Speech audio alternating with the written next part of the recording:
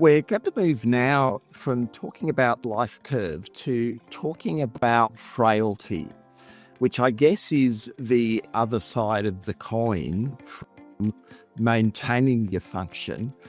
In frailty, you're talking about people who are actively losing their ability to do many of the things that they have done through their life.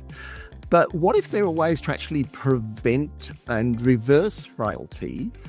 And if that is so, how do we recognise it and who's actually at risk? So Hilary O'Connell is ILA's Principal Advisor for Healthy Ageing and Reablement, and she's going to bring her 40 years of clinical experience to this question. So Hilary, over to you. Thank you. Thank you very much, Paul. Okay, lovely. All right, I shall get going. So yes, as Paul sort of said, what I'm going to do today is talk a little bit about what frailty is, some factors about frailty and pre-frailty, the impacts of frailty, what the evidence tells us works, and then also, obviously, going to be talking about how we can use reablement strategies to push back against frailty, to help us, our clients, push back against frailty. So frailty, it is the F word that nobody wants to hear. None of us want to think that as we get older that we might get frail, because it really does conjure up some uncomfortable emotions and a feeling of vulnerability. We found from the evidence that the term is often misused, and it leads to thinking that all older people are frail and should be supported as such. But in reality, as we all know, people have a wide range of health and physical abilities. There's a lot of evidence to suggest that if people are almost labelled frail or self-identify as frail, they develop something called a frailty identity, which actually then leads to further loss of interest in things like social activities, community activities, and poor health. But as we were saying, and this relates very well to the discussion that took place in a panel from the life curve perspective, if there are ways to prevent and reverse frailty, what is our role as a community sector, as an aged care sector? What's our role in supporting people to not decline to the extent that they may decline? So how do we recognise frailty, and what can we do to help people be what I'm calling be fit to fight frailty? It might seem a bit like an oxymoron, but actually we need to be fit as we age to fight back and push back against becoming frailer. So some of the facts: 1 in 5 Australians over 65 are clinically frail. In the community, it's about 21% are frail, with 48% pre-frail. And pre-frailty is common in 45 to 65-year-olds. I'm going to talk about that a little bit more in a minute, but you'll just sort of see the extent of this. In Australia, they're reckoning that by about 2027, if the prevalence continues as it is, there'll be almost 3 million people who are either frail or pre-frail. What we do know is that frailty is strongly associated with disease and death more than age itself. And we know that physical decline often precedes cognitive decline. So people become physically frail and then become cognitive frail, and then that impacts even more on on someone's cognition and their ability to remain as independent as possible. And it also begins with small changes that you don't notice. And this might be increasing fatigue. Your muscle strength isn't as good as it used to be. You don't climb stairs as well, or can't climb hills. But a few of the things that are on the life curve. So if we're thinking about what is frailty, I've pulled this from the Fried phenotype, which is internationally recognized information about what frailty actually is and how you can determine frailty. We do know that it's a medical condition and it is not an inevitable part of aging. As I said just now, it's a decline in physical and cognitive reserves. And what it can mean is that a relatively minor event, such as a stomach bug, a flu, maybe a urinary tract infection, can, for people who are experiencing frailty, lead to very serious and life-threatening consequences. For the rest of us, it might be something that just knocks us off our feet for a couple of days, makes us feel unwell. For people experiencing frailty, it can be very, very serious. If you look at the information on the right-hand side, what is frailty? Unintentional weight loss or a decreased appetite. Loss of strength, so the muscle loss and weakness. And in the home care environment or in your own family environment with parents and grandparents, it might look like actually someone's having trouble opening jars and turning things. They're not walking as quickly. They're not going up steps and stairs as quickly, things like that. People feel more fatigue. They're overtired but have very low energy. They may be starting to walk slower.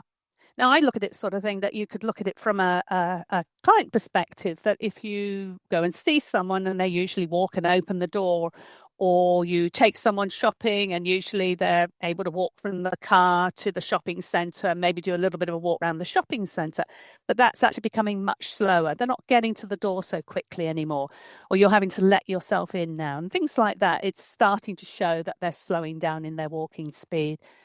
And this one at the bottom, low physical activity. So low frequency of even moderate intensity activity. So people really are not doing very much. They're not moving very much. And those are clinical signs of frailty. Usually, as I said, it means that there's skeletal muscle mass is diminished. Your physical function and strength is diminished. People aren't as resilient as they used to be, and they take much longer to recover.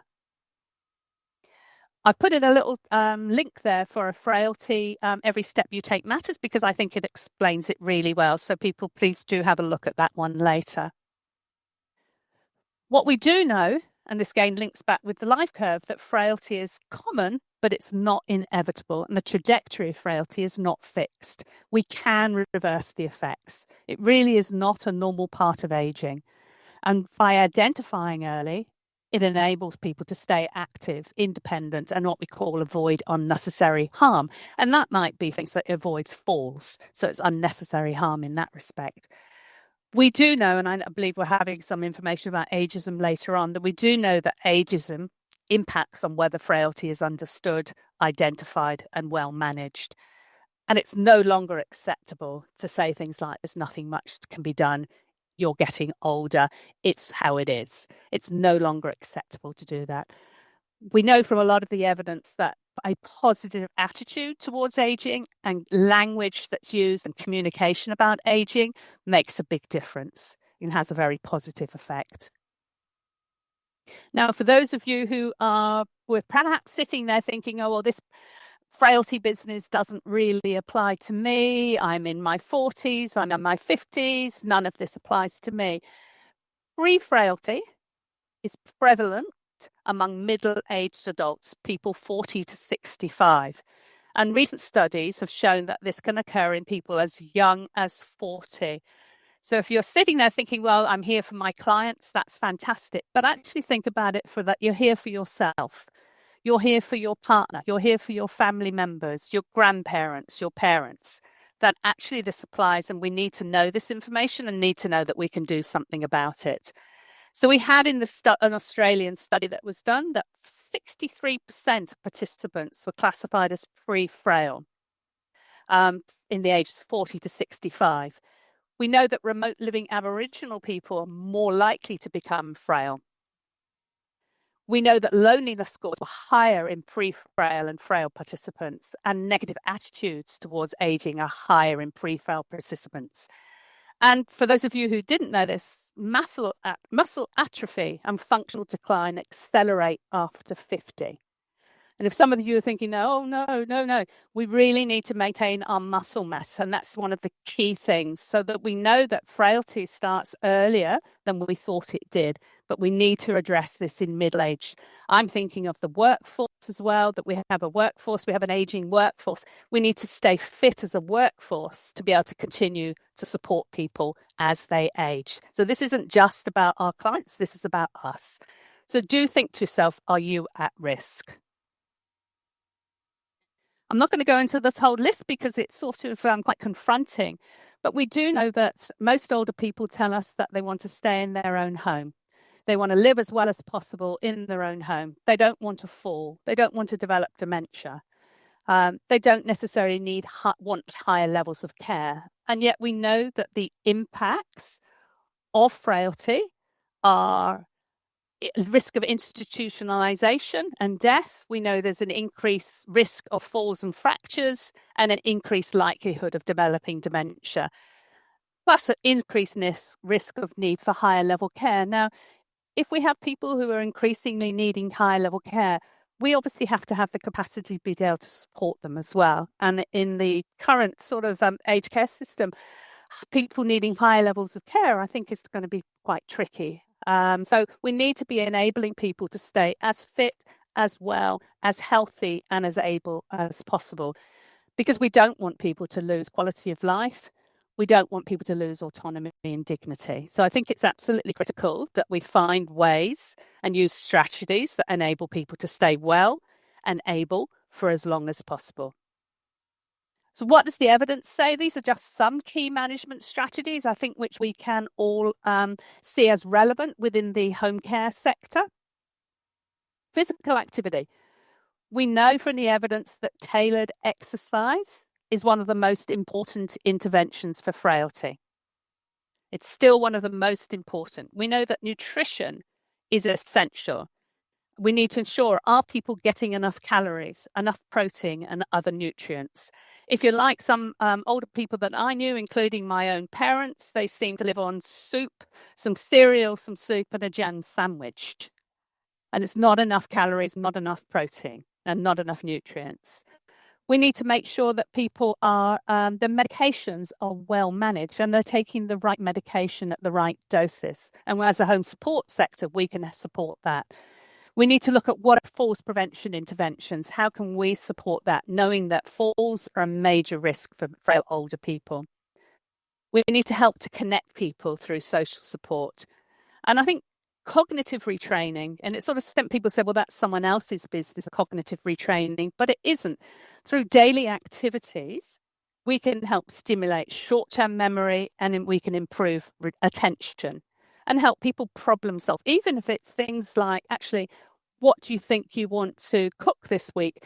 What's on the shopping list this week? That might seem quite simple, but if you're actually doing someone's shopping for them and you're helping them write the shopping list and they're no longer having to think about planning a meal or planning what they want to buy, you're removing problem-solving skills from them. So you can actually help with cognitive retraining by stimulating people's memory and thinking. And what we do know with cognitive retraining, that it's particularly successful if it's combined with exercise and nutrition. And those are just some management strategies. There are others as well, but those are the main ones that I pulled that I thought were relevant and we could have impact on within a home care environment. I thought this was a really interesting diagram. It's a scale that's used regularly, both internationally, and I can see its application at a home care level. And for people to be able to visualize this, I've put in the orange arrow, the likely entry point to CHSP, so thinking that we would often be covering stages 4, 5, 6, and 7. 7, perhaps people are heading towards institutionalized care and residential care. But if you look at people who are coming in who are considered to be vulnerable, they might not be dependent on others for daily help, but they're sometimes saying that symptoms limit their activities. They're talking about, oh, I'm slowing up. I feel tired. I haven't got the energy that I used to have. You've then got the mildly frail. So they have more evidence slowing, and they need help in what we call the higher ADLs, which are things like your finances, transportation, heavy housework, medications. And then typically this can progress so that it starts to impair shopping and walking outside alone, meal preparation and housework. That then, without any form of intervention, covers to moderately frail, which people need help with all outside activities and with keeping house. And they have problems with stairs, need help with bathing, and might need assistance with dressing. But those tend to be the areas, I think, in which we cover within the home support sector, where we have an opportunity to try and keep people at the stage they are or move them back up to a stage above so that they maintain independence and dignity.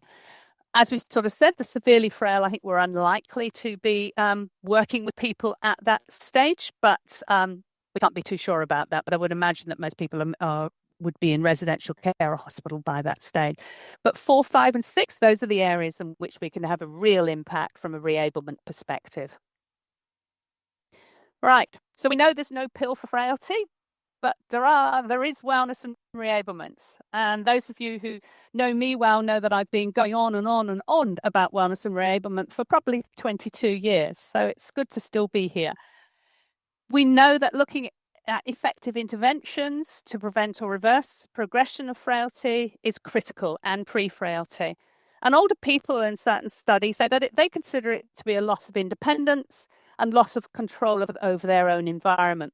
And it really is closely tied to loss of mobility. So the more that we can keep people moving and mobile, even if it's just short things every day that we go in and see someone, every other day that we see and support someone, to keep them moving, we are contributing to preventing frailty or preventing them progressing down the frailty trajectory. So we can change the course of frailty by helping people build the skills for everyday living. And that might be physical, mental, cognitive. We need to be quite clear this isn't just about physical frailty. And as I said, small changes can make a real difference. And have a think about your own thinking and attitude. This is just a quote that I pulled from the CHSP Wellness and Reablement report as one of the barriers that providers say is why people don't engage in reablement, is that they say that clients don't have the capacity to learn new skills due to their level of frailty. Now, if we are talking about those stages that I talked about, 4, 5, and 6, of course, they have the capacity to learn new skills due to level of frailty. Even people who are cognitively impaired have the capacity to learn new skills. It may just take a little bit longer, but we can always use the opportunity to help people learn new skills. So how do we recognize it? One of the ways in which we can challenge frailty as a sector is to actually recognize the signs. They can be obvious or subtle, but we need to be aware of these changes from a person's mobility perspective, cognition, participation, mood, and skill level. So in a day-to-day variation, are your support workers noting that the person's less able to look after themselves? Are they needing increasing levels of help? Are they reporting fatigue? Are they taking longer to walk a short distance? As I said before, if they normally walk to the door to let you in, but they take 5 minutes to get there now, something's going on. If they no longer are taking longer to walk into the shower, when you go out shopping are taking longer, what's happening here? Don't say that it's a normal part of aging. This is increasing frailty. Are they having more falls? Are they sitting more often and avoiding movement? Do they normally perhaps stand with you and work together, and you sort of might be doing the washing up together, might be doing some other things together, and now they're avoiding movement? Are they having increasing difficulty opening jars and carrying, getting in and out of chairs? When you go and see someone, are they heaving themselves out of a chair rather than used to actually be able to get out relatively easily? Now they're heaving themselves out. Something's going on. Are they becoming less social and withdrawing? Have they stopped doing some of the social activities that they used to do, even the ones that you've sort of a part of social support program or other things that they do individually? Have they stopped going out as often and stopped being social? Are they having more difficulty making decisions? And actually, what about the loss of interest in food? Are they eating tiny amounts of food? So how can we fight it apart from recognizing the signs? One of the things we can do is embed wellness and reablement principles in our work practices, in our support plans, in our training, in our induction, in our documentation. I'm not going to go into all of these because you've probably seen them. This is reference from the new Support at Home program manual. Yes, we need to actively promote independence. We need to encourage active participation, working with someone, not doing for, helping someone to complete many tasks or as much of the tasks themselves wherever possible, because it keeps people moving, it keeps someone cognitively thinking, it helps people be social, it becomes part of what they should do, and it helps towards fighting back against frailty. Yes, we should be using strength-based language and build that into our goals and our support plans. And most importantly is the review process. How are you reviewing care currently? How do you know if someone is deteriorating? How do you know whether they're improving? How do you build the principles into your documentation? By doing so, you're actually supporting your contractual requirements, particularly if you look at these strength and quality standards, outcome 1.3, outcome 3.2, and for the allied health clinical care people online, outcome 5.4. So by actively embedding wellness and reablement principles, you're supporting your contractual and reporting requirements. And as they sort of said at the top, even for individuals who are experiencing frailty, wellness and reablement approaches are appropriate. So you can fight frailty with reablement strategies. What we consider to be a reablement strategy, you have short-term restorative care, you have short-term reablement programs that might be delivered by allied health. But we also have reablement strategies that are something that is any action that can help improve an older person's ability and then impacts positively on their level of frailty to engage in activities that they find important. So through reablement strategies, you can help people feel safer, improve their physical abilities, stay connected, and actively participate. What you can specifically do, and I've linked these to the evidence that around the 6 strategies that they talk about of managing frailty, and thought link them back to, all right, what can we do as a sector that actively matches with the evidence? We can encourage increasing participation and movement in daily activities. When we talk about movement, it really is medicine. You don't have to talk about exercise. People don't like the word exercise. Oh, I don't do exercise. We want people to be physically active. We want people to move. If you look about what older people will say themselves around frailty, it's loss of independence and control because of mobility. Now, if someone isn't moving around, isn't weight bearing, they are going to lose their mobility and it will deteriorate. And then you lose your independence to a level. And then you can't participate in daily activities. You can't do some of the social activities any longer. So we really need to be increasing people's participation and movement. Work with allied health staff and know your role in supporting the client's goal. Many of you may have allied health on staff. It may be recommended that allied health be involved with your clients, but know what your role is in supporting any program that they may have set out. Encourage activities that boost memory and executive functioning. So help people to learn new skills, solving puzzles. I'll go back to the exercise again, but actually help people learn new skills. If they're struggling to do a skill that they used to be able to do, struggling to maybe do some of their personal care, some of their cooking, some of their laundry, we can teach people another way of doing that, or we can teach people a new skill so they can continue to be engaged. Support people to monitor their medications. There are all sorts of ways of doing that. There are visual aids, there are memory prompts, and then there's obviously medication review.